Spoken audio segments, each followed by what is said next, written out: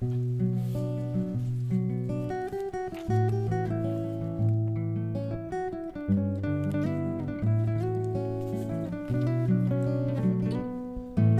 dečaka.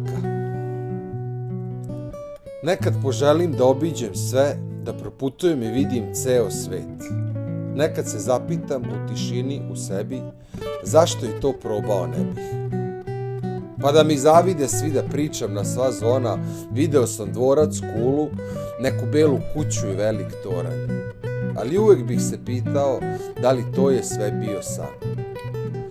Znate, i dalje maštam iz dana u dan da je svet moguće promeniti. Pa makar i tren bi bio dovoljan da je moguće sve ljude zbližiti. Pa da pružim ruke svima, da pitam sve kako ste, šta novo ima. Kakva to kod vas sada caruje klima, da li je proleće, leto, jesen ili zima? Da li zvezda na nebu isto sija, da li košava lomi grane nekog oraha?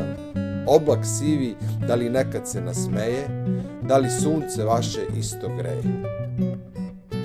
Da li su sva deca vesela ili suze rone na svoj nežni dlan, da li ljudi cveće nose ulicama ili im puška stoji preko ramena?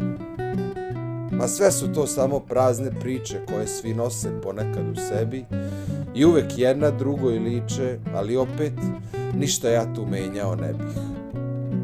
Šta volim, a šta ne, da li bih promenio oko mene sve?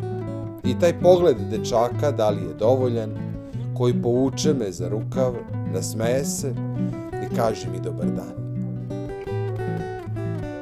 Dobar vam dan, dame i gospodo. Provirite kroz prozor ili kroz vrata vašeg doma, ruku i osmeh pružite svima, koliko god na ovom svetu ljudi ima.